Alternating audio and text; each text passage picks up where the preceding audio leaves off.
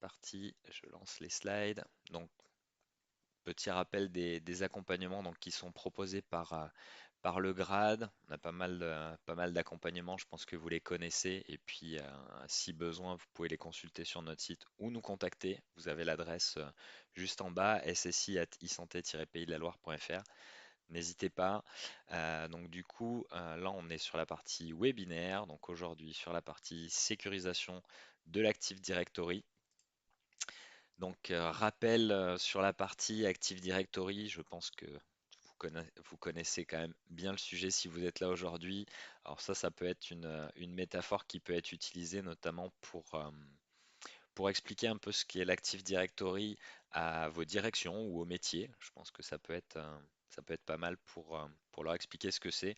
Moi, j'aime bien le comparer un peu à la boîte à clés des accès et des droits utilisateurs, donc qu'on retrouve sur la plupart des systèmes d'information professionnels aujourd'hui, que ce soit dans le secteur de la santé ou dans tout autre secteur. On le voit depuis pas mal d'années, une cible de choix pour les attaquants. Bah, tout simplement parce que comme c'est l'outil qui permet de gérer les droits, bah, à partir du moment où on va être maître à bord et administrateur de domaine, on va pouvoir compromettre l'ensemble du système d'information beaucoup plus facilement et beaucoup plus rapidement. Donc sa sécurisation fait partie des objectifs du domaine 1 de l'axe 4 qui est relatif à la sécurité opérationnelle sur le programme CARE et il fait aussi partie des actions qui ont été identifiées par le ministère dans son référentiel de mesures prioritaires qui a été publié fin 2022 si je ne dis pas de bêtises. Ça va être octobre 2022. Euh, Petite chose à noter, j'imagine, pour vous, si vous avez déjà candidaté sur l'appel à financement du D1 de CARE, donc le niveau 2 ADS, donc Audit ANSSI, est requis pour l'atteinte de l'objectif D1 ou 1B. Donc voilà, c'est quelque chose d'important et du coup, on a essayé aussi d'adapter nos webinaires à ce sujet-là pour vous aider en particulier à répondre à ces objectifs. Donc, les outils qui peuvent vous aider à auditer votre niveau de sécurité sur l'Active Directory. Alors, Auradad avec le service ADS qui est proposé par l'ANSSI. Donc, la question ne se pose pas trop si vous avez candidaté pour le D1 de CARE puisque ça fait partie des objectifs également. Vous devez réaliser ces audits et puis d'autres outils qui peuvent vous aider peut-être au quotidien sur la partie action de remédiation et sans avoir à passer à chaque fois par un audit ADS, vous pouvez utiliser éventuellement Pink Castle ou Purple Knight. Hop. Donc un petit récap sur les méthodes d'authentification Windows Active Directory. Donc on a le protocole NTLM, donc Network LAN Manager. Euh, c'est un protocole d'authentification qui est historique, implémenté par Microsoft en 1993 dans Windows NT 3.1. Donc c'est quelque chose qui date un peu aujourd'hui, mais c'est toujours quelque chose qui est implémenté dans les systèmes Windows à ce jour et dans les prochaines versions, il sera toujours implémenté. Donc c'est un protocole qui est considéré comme vulnérable, en particulier du fait de ses faiblesses en matière de cryptographie et de chiffrement des secrets. Il est utilisé dès lors que Kerberos n'est pas disponible et on voit que sur plusieurs services, notamment sur du SMB, euh, on peut assez vite dévier sur de l'authentification NTLM. Alors, petite news, si vous ne l'avez pas vu passer, il a été intégré donc depuis le début du mois de juin à la liste des fonctionnalités qui sont dépréciées par Microsoft et qui sont vouées à disparaître. Donc vous avez le lien où vous pouvez retrouver les infos. Bien sûr, on vous partagera les slides après le webinaire. Donc deuxième protocole, donc celui qui nous intéresse aujourd'hui, donc le protocole Kerberos, qui est un protocole d'authentification par défaut maintenant qui est implémenté depuis Windows depuis 2000. Donc ça fait 24 ans aujourd'hui qu'on le retrouve quand même dans les systèmes par défaut. Euh, il a une petite particularité, c'est que par défaut, toutes les authentifications ne sont pas tracées dans les journaux des contrôleurs de domaine par défaut. Donc aujourd'hui, si vous avez des tentatives de brute force, par exemple, qui sont faites En utilisant le protocole NTLM, vous allez avoir beaucoup de logs qui vont vous permettre d'identifier qu'il y a des tentatives de connexion ou de compromission d'un compte. Quelqu'un qui va utiliser le protocole Kerberos, bah, ce n'est pas quelque chose que vous allez voir par défaut dans les logs. Euh, c'est un protocole qui peut facilement être affaibli en cas de mauvaise configuration d'un compte utilisateur et donc du coup c'est ce que je vous propose de regarder aujourd'hui. Donc voilà un peu comment fonctionne l'authentification Kerberos. Aujourd'hui, quand on a donc là on est sur une configuration par défaut, quand on a l'utilisateur qui s'authentifie, donc il va donner son identifiant plus son mot de passe, il va envoyer ça au service Kerberos du contrôleur de domaine, donc le KDC pour Kerberos Domain Controller, via une requête de type KRB AS Request. Ensuite, donc le KDC, donc le contrôleur de domaine, va lui fournir ce qu'on appelle un ticket TGT, donc un ticket d'autorisation qui va dire OK, je t'autorise à t'authentifier et il va lui répondre via une requête de type KRB AS response et donc l'utilisateur va ensuite effectuer une demande d'accès à un service à l'aide de ce ticket TGT qu'il vient de recevoir via une autre requête, pardon, une requête de type KRB TGS request. Donc il va demander ce qu'on appelle un ticket TGS, donc là un ticket de service. Donc après ça, le KDC lui fournit donc ce ticket TGS qui va lui permettre d'accéder au service demandé.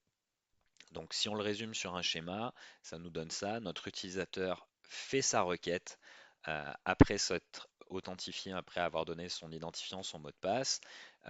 Le service Kerberos du contrôleur de domaine lui dit OK. Il lui renvoie son ticket TGT. L'utilisateur va ensuite euh, faire sa demande de ticket TGS et le contrôleur de domaine lui donne son ticket TGS. Donc ça, c'est le fonctionnement classique.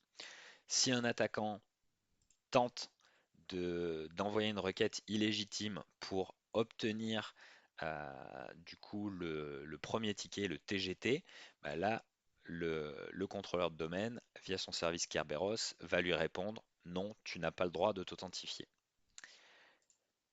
Ce qui m'amène à vous présenter cette faiblesse de configuration que vous connaissez peut-être déjà un petit peu et vous parler de l'attaque que l'on appelle ASREP Roasting.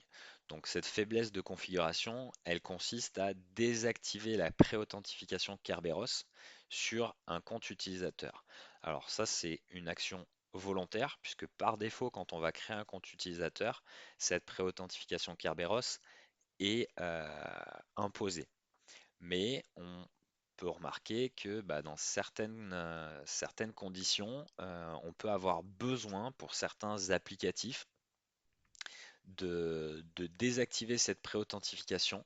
On peut avoir des applications tierces, type des solutions de SSO.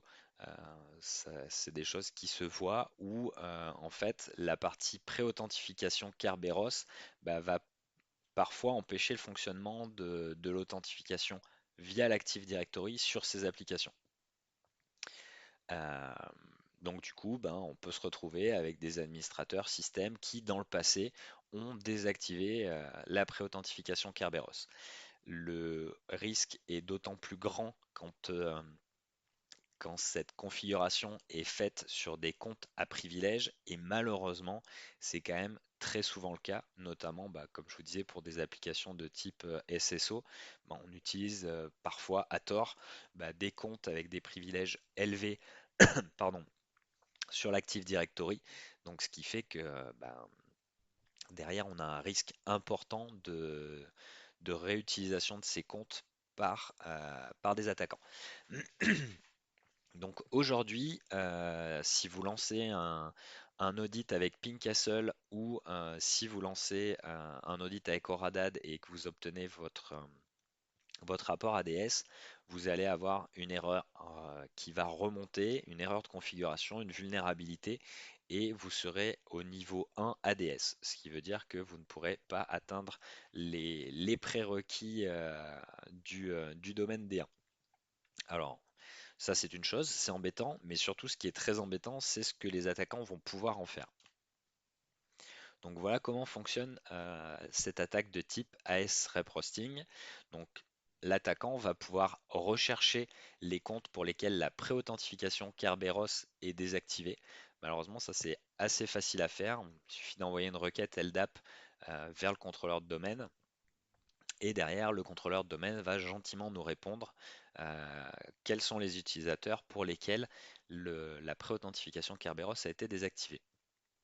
Donc, suite à ça, une fois qu'il aura trouvé un ou plusieurs utilisateurs, de préférence ceux avec le maximum de privilèges, cet attaquant va pouvoir émettre une requête de type KRB AS Request pour demander donc au service Kerberos du contrôleur de domaine le ticket TGT. Et malheureusement, si cette pré-authentification est désactivée, et ben, le contrôleur de domaine va lui fournir un ticket TGT. Donc, ce qui veut dire que ben, aujourd'hui, euh, un attaquant qui n'a même pas de compte utilisateur sur votre domaine va pouvoir demander un ticket d'accès directement au contrôleur de domaine. Et après, bah, il pourrait éventuellement le réutiliser dans certaines conditions, mais ce qui est assez simple à faire, c'est qu'une fois qu'il a obtenu ce ticket, il va pouvoir tenter de casser le mot de passe à partir du condensat qui est contenu dans ce ticket. Hop, donc voilà ce que ça peut donner sur le schéma. L'attaquant qui est donc non authentifié va faire sa requête illégitime et le contrôleur de domaine va gentiment lui fournir un ticket. Donc, si on regarde un petit peu plus en détail comment ça fonctionne, donc sur la partie de gauche de l'écran, vous avez le contrôleur de domaine et vous avez donc sur la partie de droite une machine utilisateur et puis en dessous une machine avec un outil qui s'appelle Impacket qui est un outil bah, plutôt orienté pentest. Donc là, ce que je vais vous montrer, bah, c'est tout simplement pour un compte utilisateur. Je vais venir euh, cocher la pré-authentification Kerberos n'est pas nécessaire. Donc je vais désactiver cette pré-authentification. Là, je vais me servir d'un outil euh, qui s'appelle Rubeus et qui va bah, tout simplement lancer pour moi la requête LDAP pour découvrir ben, tous les comptes qui ont cette pré-authentification désactivée. Donc là, ça me permet de l'identifier tout de suite. Cet outil, normalement, il peut aussi permettre d'obtenir le ticket. Donc là, on voit dans ce cas-là, il n'a pas réussi à l'obtenir. Ça ne fonctionne pas à chaque fois. Mais il m'a déjà permis d'identifier que le compte admindom CBR était, était vulnérable à ce type d'attaque. Donc là, sur la partie du bas de l'écran, ce que j'ai fait, c'est que j'ai récupéré le nom de cet utilisateur et je vais utiliser donc un autre outil, un des scripts qui est fourni dans la suite Impacket et qui va me permettre bah, du coup de faire une demande de ticket TGT pour cet utilisateur. Donc là, j'ai vraiment pas besoin d'avoir ne serait-ce qu'un compte utilisateur sur le domaine pour effectuer cette demande. Donc là, je lui ai mis mon compte utilisateur dans le fichier texte. Là, je lui donne l'adresse IP du contrôleur de domaine et je vais lui dire, tu me fournis un ticket au format H4. Donc H4, c'est un outil qui permet de faire du cassage de mots de passe. Et voilà, bah, tout simplement, tout de suite, il m'a directement donné ce ticket. Et donc à partir de ce ticket, je vais pouvoir bah, tenter de le casser avec un outil comme H4. Il propose deux formats, il propose H4 et il propose John the Ripper. Voilà, pour les personnes qui connaissent un peu les outils de cassage de mots de passe. Donc là, en fait, avec H4, je vais lui dire de, quel type de condensat je lui donne le fichier avec le condensat, et là, après quelques secondes, minutes, en fonction de la machine qu'on va avoir, il va pouvoir éventuellement me casser le mot de passe. Donc là, on retrouve le mot de passe ici, qui est un mot de passe assez faible, hein, on est bien d'accord, c'est uniquement pour la démo, donc un mot de passe qui n'est pas utilisé. Et donc voilà, donc là, notre attaquant, il a pu assez facilement récupérer le mot de passe. Donc là, ça nous permet de faire un peu de promotion aussi pour l'outil Selx, l'outil de supervision des flux réseau. Donc là, on peut voir ce qui a pu être vu sur le réseau pendant qu'on a mené cette attaque. Donc là, on voit, alors je vais mettre pause, hop, voilà.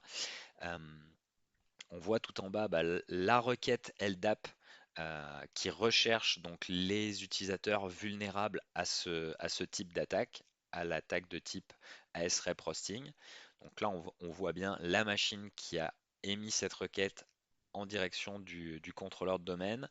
On peut voir aussi qu'on a eu une requête qui est plutôt suspecte, donc plutôt une requête qui n'a pas été émise directement par un post client Windows de manière classique. Et à partir de certains patterns que l'on va retrouver, une certaine configuration que l'on va retrouver dans la requête Kerberos qui est émise, on arrive même à identifier le type d'outil. Donc on peut voir ici qu'on a une requête qui a été émise. Donc la première a été émise par l'outil qui est Rubeus, et on en a une autre qui a été émise par Impacket qui est tout en haut. En fait, elles sont formées de manière un petit peu différente, et ça nous permet d'identifier ce type d'attaque. Voilà. Donc là, après, on va retrouver les détails. On n'est pas forcément obligé de passer en détail sur ces alertes, mais en tout cas, voilà, sachez que c'est des choses qui peuvent être vues à partir du moment où on supervise ces flux réseau. On va pouvoir voir passer ce genre d'attaque. Donc, ce qui peut être assez intéressant. Surtout, voilà, quand on a une attaque. Alors là, avec une machine Linux, on est plus sur une attaque en local. Donc là, on est sûr que on n'a pas d'outil type EDR ou EPP qui va pouvoir nous remonter des infos. Sur la machine Windows au-dessus avec Rubeus, ça peut être des choses qui peuvent être exécutées en bypassant potentiellement l'antivirus ou l'EDR, et donc qui peuvent aussi ne pas être forcément détectées. Donc d'où l'intérêt d'avoir cette vision complémentaire. Donc là, on pouvait voir aussi le compte qui était ciblé par cette requête. Hop. Donc deuxième attaque que je voulais également vous présenter aujourd'hui, qui est toujours sur ce protocole Kerberos. Donc c'est une attaque qu'on appelle l'attaque Kerberosting. Donc là, elle est un petit peu différente. Là, notre compte utilisateur, il n'a pas la pré-authentification Kerberos qui a été désactivée. En revanche, il a un attribut pour le compte qui a été défini, qui est l'attribut Service Principal Name. Et ça peut être un attribut qui peut être lui aussi utilisé pour faire fonctionner certaines applications tierces euh, pour lesquelles l'authentification est basée sur l'AD. Donc toujours des solutions de type SSO par exemple. Et puis pour l'administration des serveurs VMware aussi, on a eu un outil qui s'appelait VMware Enhanced Authentication Plugin, EAP, et qui est un outil qui a été déprécié au mois de février 2024, justement à cause de ce type de vulnérabilité. Ce qui était encore d'autant plus embêtant là aussi, c'est que très souvent les comptes utilisateurs euh, des personnes qui utilisent ce genre d'outils. Donc ce sont des administrateurs sur les serveurs ESXi ou sur le vCenter. Et donc là, on peut se dire que c'est quand même des gens qui ont des privilèges sur le système d'information. En gros, cet outil permet de faire du SSO pour les comptes utilisateurs qui doivent administrer soit les serveurs ESXi, soit le vCenter. Donc souvent des comptes à risque. Et là, en fait, on se retrouve aussi avec une vulnérabilité de niveau 1 ADS à partir du moment où ces utilisateurs ont des privilèges sur le domaine et pour une bonne raison. Vous allez voir le fonctionnement de cette attaque. Donc là, on voit sur la partie propriété du compte utilisateur, dans les attributs, on voit que l'attribut service principal name est bien défini. Donc là, on a un VMware slash VMware. Ça pourrait être autre chose, hein, ça pourrait être d'autres applications, mais c'était pour vous l'illustrer. Donc là, l'attaque de type Kerberos Hosting. Donc là, on n'a pas du tout cette partie demande du ticket TGT. Donc on passe directement à l'étape d'après. L'attaquant va pouvoir donc rechercher les comptes pour lesquels l'attribut SPN est défini, un petit peu de la même manière que pour l'attaque précédente. Ensuite, il va émettre directement une requête de type KRB TGS Request auprès du service Kerberos, donc du contrôleur de domaine. Et donc le contrôleur de domaine va lui retourner donc le ticket TGS, le ticket de service. Et l'attaquant va aussi, là encore, pouvoir tenter de casser le mot de passe à partir de ce condensat. Donc tout simplement, hein. Donc là on est sur l'étape d'après. On n'est pas sur le ticket TGT de la première authentification, mais vraiment sur le ticket de service. Donc là, tout simplement. Donc là on va regarder la vidéo, comment, comment ça peut fonctionner. Donc là, bah, pareil, à gauche on a notre contrôleur de domaine, à droite notre machine côté attaquant. Donc là, si on active les fonctions avancées, on va pouvoir aller voir le détail des attributs. Donc là, je le définis manuellement. Ça peut être des choses qui peuvent être remontées par l'application, hein, aussi. Donc là, je le définis moi manuellement. Donc mon attribut, hop, service principal name est défini pour mon compte utilisateur. Et hop, on va pouvoir,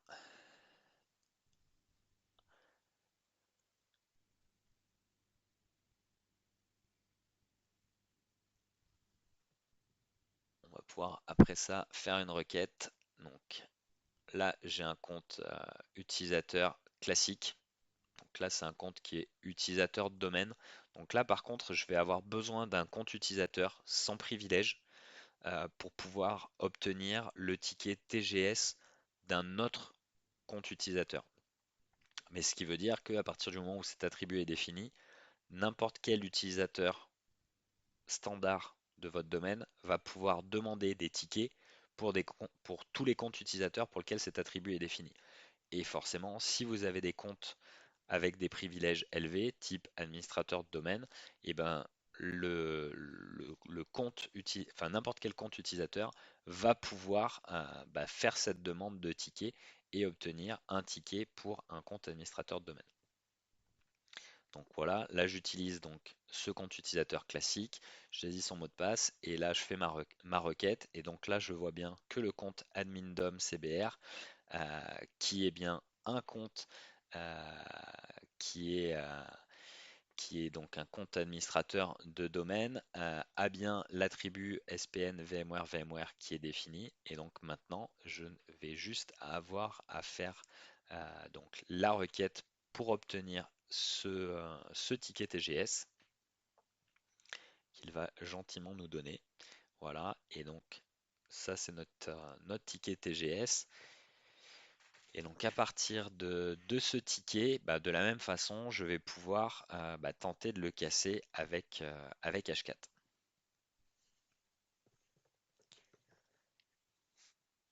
Donc là, j'enregistre mon ticket dans mon fichier, dans un fichier texte, hein, tout simplement. Je vais lancer l'outil H4. Je lui définis donc 13100, c'est pour lui dire que c'est un ticket TGS que je lui donne à casser. Et je vais lui donner mon dictionnaire de mots de passe. Là, on est sur quelque chose de simple, hein, mais on pourrait très bien avoir un attaquant qui utilise ben, un, un dictionnaire avec des règles de mutation pour aller plus loin. Donc ça, c'est un cassage de mots de passe qui se fait de manière hors ligne. À partir du moment où le ticket a été récupéré, l'attaquant après a tout son temps et ne laisse aucune trace sur le réseau ni sur les machines après ça, pour cette partie cassage de mot de passe. C'est vraiment un cassage de mot de passe qui est hors ligne. Donc là, bah pareil, si on regarde un petit peu les flux qui sont passés sur le réseau et les alertes que l'on peut avoir, donc là on voit qu'on a une requête LDAP qui a été émise par un outil qui a une configuration quand même assez particulière, euh, qui est très certainement un in-packet. Donc là pour le coup c'est bien le cas dans cet exemple.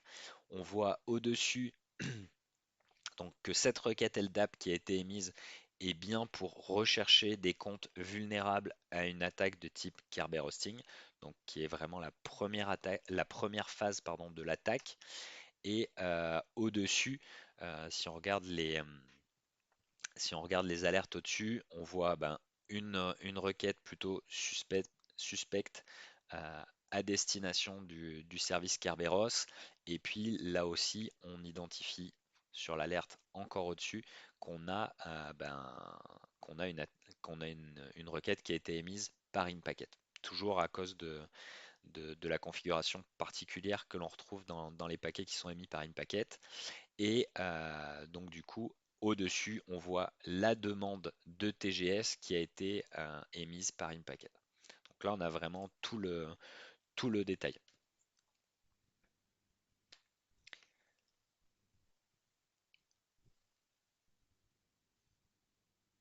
Hop, on peut regarder un peu plus loin. On va retrouver bah, après les détails, c'est ce que je vous disais, hein, les différentes requêtes. Donc là, si on regarde la partie TGS, euh, hop, on va voir à l'intérieur donc de la requête, on va bien retrouver le nom de l'utilisateur qui est ciblé par cette demande. Donc là, on voit bien que c'est le compte admin.dom CBR pour lequel euh, on a eu cette demande de ticket TGS depuis un outil comme InPacket. Donc là, quand on a ce type d'alerte sur son SI, il est grand temps de s'inquiéter. Hop. Et donc, quelques billes à vous donner donc pour éviter ces attaques. Ben, auditez régulièrement vos annuaires Active Directory. Alors avec le service ADS, Pincastle ou Purple Knight, ben, pour vérifier l'absence de comptes utilisateurs pour lesquels la pré-authentification Kerberos est désactivée ou l'absence d'attributs SPN définis. Ça, c'est des choses importantes à faire de manière régulière parce qu'au final, on peut très bien avoir un administrateur qui, par erreur ou pas, va venir cocher ou décocher la mauvaise case ou définir l'attribut pour éventuellement une solution qui serait mise en place. Et donc du coup, on peut très bien avoir un niveau 3 ADS et puis à cause d'une mauvaise configuration de ce type, redescendre tout de suite au niveau 1 et puis surtout avoir un risque très élevé sur son Active Directory. Euh, voilà, si on a une solution qui nécessite l'utilisation de l'attribut SPN, il vaut mieux privilégier l'utilisation de comptes machine plutôt que de comptes d'ordinateur, parce que là, on va avoir des mots de passe qui sont généralement générés de manière aléatoire par le système Active Directory et qui sont donc du coup beaucoup plus robustes. Donc là, vous aurez aussi pardon, en référence les liens vers les règles de l'ANSI donc qu'on retrouve dans l'audit ADS et sur lesquels vous avez un peu plus de détails sur comment remédier à ces